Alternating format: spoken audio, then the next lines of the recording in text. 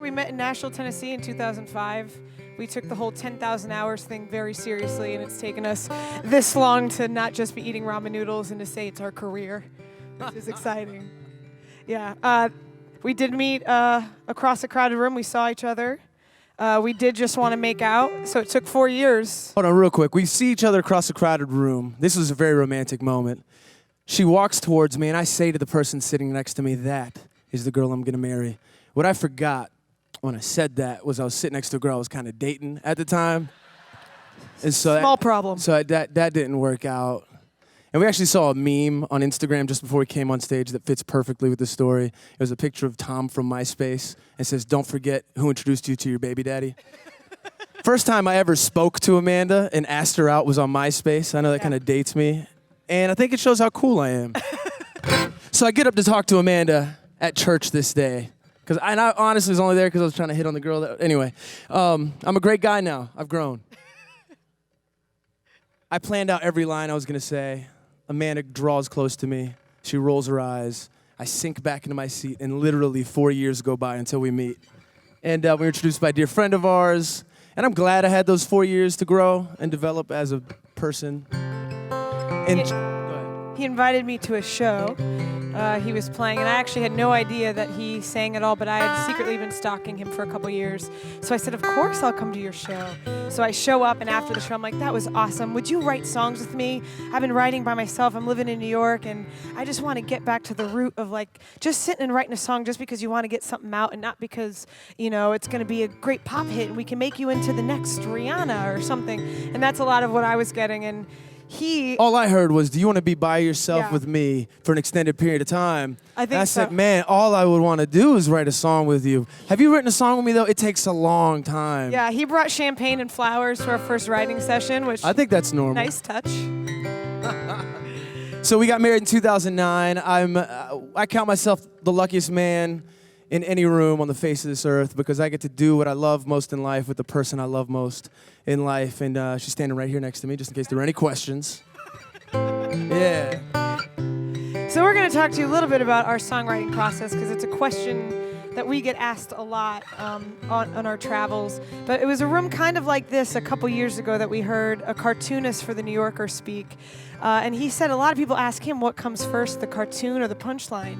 And he said neither. It's really, I imagine the look on the person's face when they open up the magazine and they see this cartoon. Like, what are they feeling? And that's where I start every time. And Abner and I immediately looked at each other and said, yeah, that's the best way to describe it for us as well. We had been failing at the question of what comes first, the lyric or the melody. Because people, they want to know. Everybody wants to get you in this little box as a song. Okay, so when you write, what comes first? Because all you hear is like the guitar and the voice. So one of those has to lead the way. And we'd been failing miserably at answering a very simple question. How do you write a song? For years and years. And it wasn't until we heard him say that we realized that even though it changes the process, the procedure is unique to every song most of the time, the one thing that's always constant is the feeling that we have. And we really think this is the magic of music, is that you get to feel something and in the next 3 minutes and 30 seconds, hopefully convey that feeling to the listener. They can carry that with them and make it their own. So we realized the one constant is always a feeling we want you, the listener, to have in the song that we haven't yet created. And that's the way really the song starts. And then it could be, then typically it involves her cooking and me bothering her with a guitar chord or a melody that I'm thinking of. We do our best writing in sweatpants and while eating food, we found. So that's another part. Which brings me to the second thing. So if the first thing to our songwriting is emotion and the feeling behind it, the second key factor to every song that we've written together, I think, is vodka. I'm just going to be honest with you guys. It's a true story. You know, when you first write with somebody, how many songwriters do we have in the room? Do we have a lot of songwriters in the room? Any songwriters at all? We have a couple. Any other artists of any sort? All right, good. Yeah, we got a couple. So I'm going to lie to you all about songwriting, and you won't know any better. That's good. When you write with somebody for the first time, you want to be real kind. I'm sure it's the same with any collaborative work. You want to be nice. You want to really make sure you use the other person's opinion and really respect it and show it the honor it deserves. When you're married to the person and you don't like something, you just tell them, I don't like that. I don't like that. And then you have a standoff and you stare at each other and then somebody doesn't get dinner. And then the song doesn't get written. We realized in our first 2 years of marriage, we wrote 2 songs. And we were constantly writing, but we completed 2 songs. So we introduced vodka to the mix. That helped, and we also introduced a third party, a guy named Britton Newbill, who is a Nashville native as well. We all moved to LA around the same time, and we decided to write some songs together, and he helps us finish the songs, which I think any creative person at all understands that feeling of getting to like a dead end, and if you don't have a deadline, you just kind of put it off until you just kind of forget about it, and then maybe years later you'll pick it back up. So Britton helped us finish it with the vodka. He really did, and it gave us a marriage. I like how she said where love and lyrics collide. She likes music. There's something about marriage that I learned in songwriting, that if the goal of this session to write a song is to write a song, then I have to be able to give up my opinion, the small little nuances that I might be willing to die on that hill for, that I realize retrospectively, or not even retrospectively, just in context, don't matter as much, because this is a really great song we're working on, and it counts more than whether it's if or but. Because it's normally the dumbest things we argue about whenever we're writing a song together. And the same thing in marriage. I think it's been key for us to realize that we're on the same team, and there's a greater goal than figuring out who's right or wrong, even though it's normally me, her. It's her all the time. That there's something we're rooting for that's bigger than a moment. There's something that lasts longer.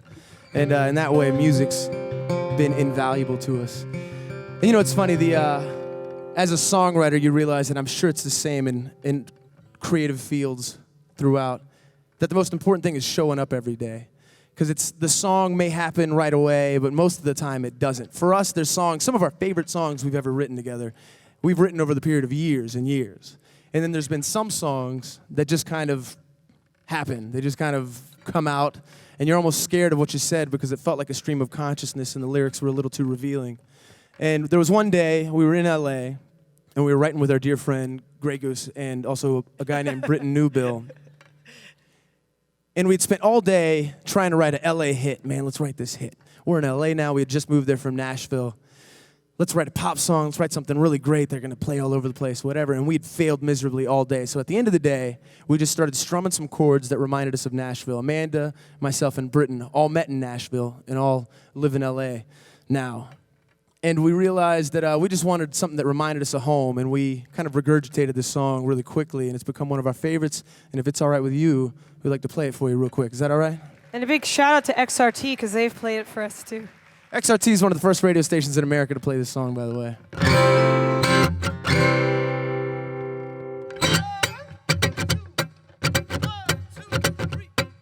Right round the corner, down by the canyon, I met a man who lost his way.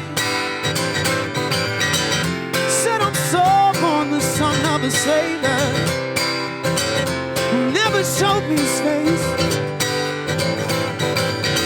My daddy's gone, and my mama met a maker. Oh, to hell with that place. I said, quit your talking, y'all sideways walking. Time to find another path to take. All right. Quit your whining, your bloodshot crying. Take it like you're dying, never pays. Just go home, boy, you need you some home. Hey, said you need you some home. Her name was Peggy Sue, and her daddy hung the moon in her eyes, he could do no wrong. Then he started drinking like there's a message in the bottle, and Daddy's painted Peggy black and blue. She closes her eyes through the hero's demise, holds to a hope beyond the sky. Oh, she takes her breath, weight comes off her chest, finds a way to weather through the storm. She cried out, oh, boy, I need me some home. Yes, I do. Said I need me some home. Found myself on a train to Chicago at 25 years of age. Sat beside me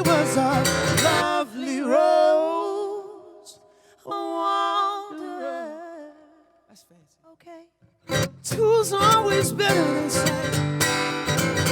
So she made all my praise, gave me a hand. We ain't got no time to look back. Oh, I was bruised or beaten, lost for many reasons. Only love will make you understand. Oh, my son loved me some home. Said I love me some home.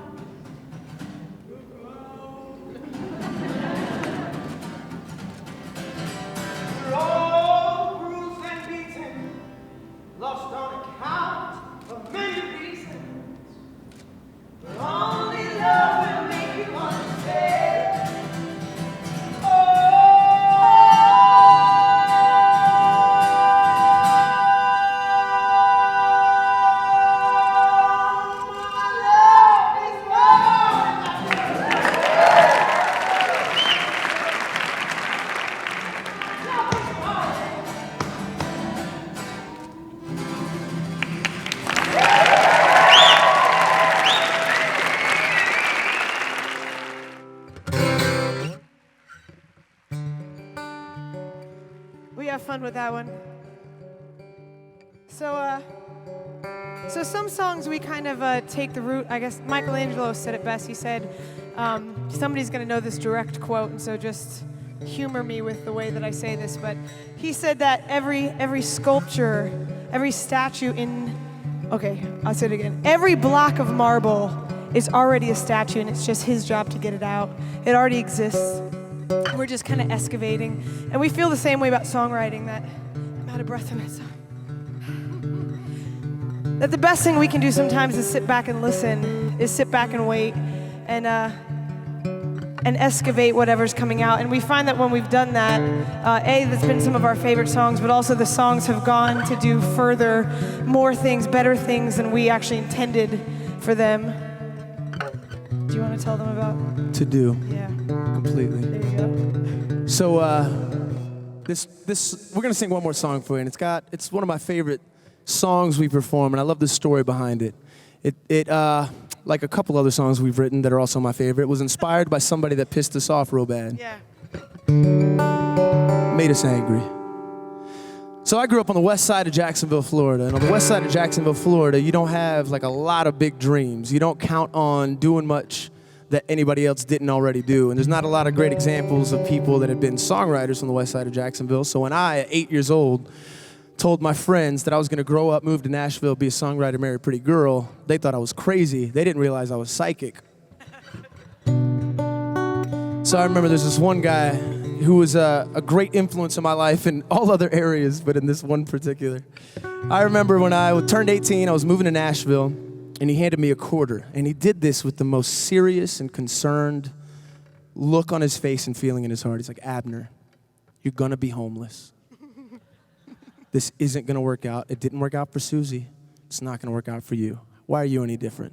Keep this quarter. Don't spend it. But one day when you find yourself on the street, find a payphone, call me, no matter where you are, I'll come get you. And he was so proud of himself as he said this. I was like, bro, you could suck it. This is stupid. I'm gonna be all right. Fast forward a little bit. Last year, we had the privilege of having our late night television debut on The Tonight Show with Jay Leno. And it was a momentous occasion for us, for sure.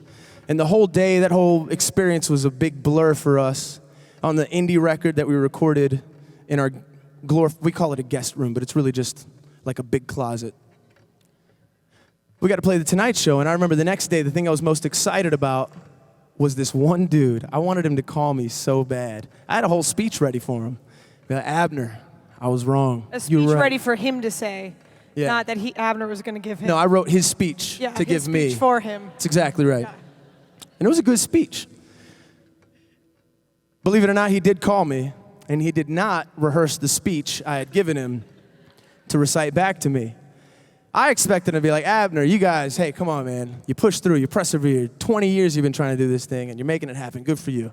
Something to that extent. And it did not come out that way. He said, hey, man, listen, I got some stuff I'm trying to promote. Can you just give me the email address, whoever hooked you up with Leno, so I can promote it on Leno? And I believe I was on speakerphone, and Amanda told him, You can suck it. We've worked for, at this point, 8 years, and we got asked to do this. Just be happy for us, you know? we're 8,000 hours in, man. Yeah. We only got 2,000 left. We're almost there. We're almost experts. So we actually did kind of get a little bit angry with him, and then it turned into this song that we started to write. So we wrote this Suck It song, and then about 6 months later, we went down to St. Jude Children's Research Hospital in Memphis, and we were like, hey, why don't we try the new song we just wrote? Because it doesn't come across as angry. We could probably get away with it. Literally, the first place we ever played this angry Suck It song was at St. Jude Children's Research Hospital in Memphis, Tennessee. True story. And we realized as we were singing this song for these kids whose everyday challenges far outweigh a couple douchey friends, and they were connecting with the song. Parents were connecting with the song. The kids were in a way that we did not anticipate at all. And we realized we hadn't just written a Suck It song. And that performance, that moment forever changed the way this song, what this song means to us, what we expect when this song comes out of us. And I think that was the moment that we saw what the sculpture actually was beneath the block of marble.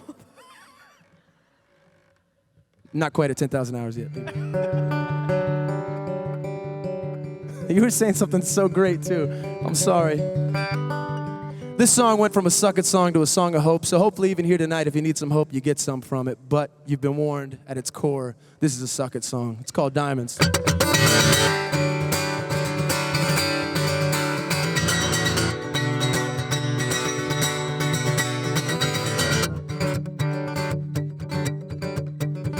the wake of every heartache, in the depth of every fear, there were diamonds, diamonds, waiting to break out of here. Don't you think I hear the whispers, those subtle lies, those angry pleas? They're just demons, demons, wishing they were free like me. We're the fire from the sun. We're the light when the day is done. We are the brave, the chosen ones. We're the diamonds, diamonds, rising up out the dust. Rising up out the dust. Rising up out the dust. Rising up out the dust.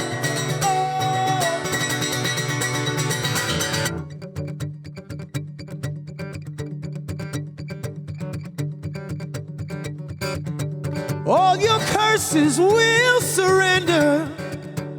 Every damning word will kneel. They're just mountains, mountains, about to turn into fear.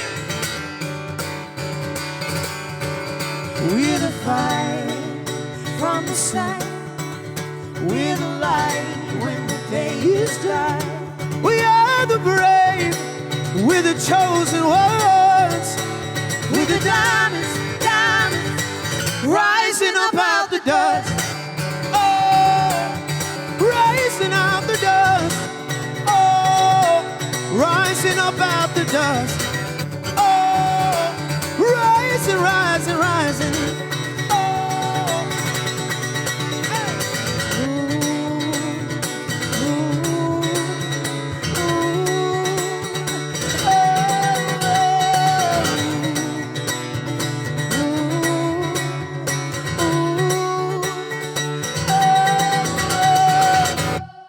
taken down so many others. Oh, but you can suck it, 'cause in these ashes I'm stronger still. You learn to fear my pain, yeah you will. You've taken down so many others. Oh, but you'll know my name when you see that in these ashes I'm stronger still. You'll learn to fear my pain, yeah you will. You'll learn to fear my pain, yeah you will. Yeah you will, yeah you will. We're the fire from the sun.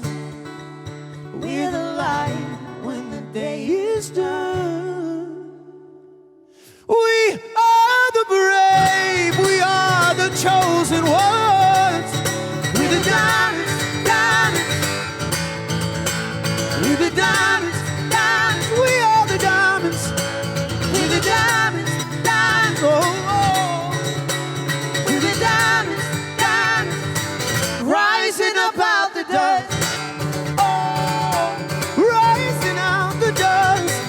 Oh, rising up out the dust. Oh, rising out the dust. Oh, oh, rising up out the dust. Oh, rising out the dust. Oh, rising, rising, rising. Oh, thank you so much.